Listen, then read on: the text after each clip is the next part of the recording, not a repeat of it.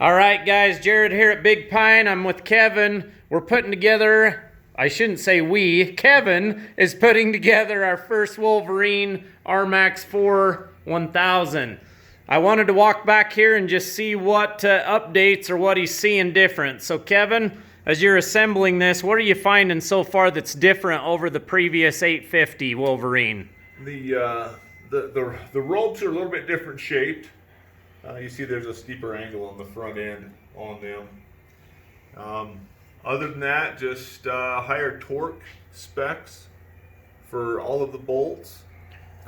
These on the cage bolts? Yeah, these ones up here and on the front and the back are at 89 pounds. The 850s were at 35, I believe. No, 32. So quite a bit of difference there. These have stayed at 35. And then the cross members are at 52. On your upper cross members, you now have washers on each one of the bolts. Okay. But you don't on these lower cross members. So washers on the uppers, that's interesting. We'll have to see what the idea with that is. Okay. The seatbelt design is a little bit different. It's got this rubber shoulder retaining strap that you can adjust the height of the shoulder harness without the 850s. You had to pull this bolt and move it to a lower, put it to a lower threaded portion. These ones you don't have to. You've got an adjustable shoulder harness. Awesome. That's about all I'm seeing that's different.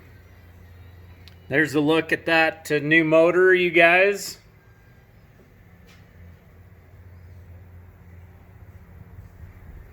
We're about getting to the point we can start doing some measurements here.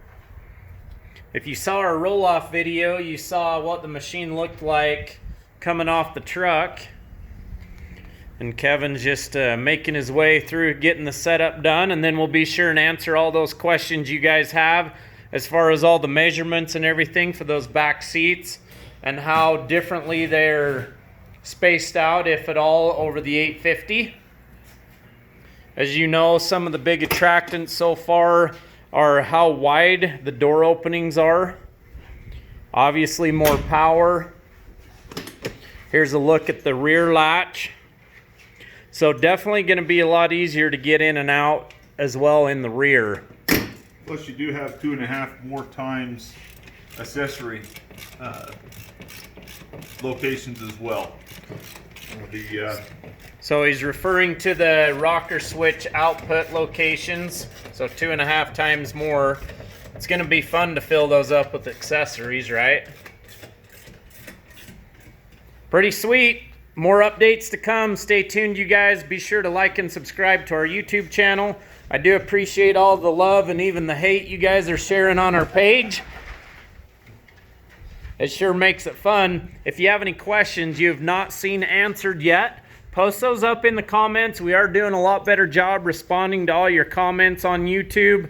And from there, stay tuned, you guys.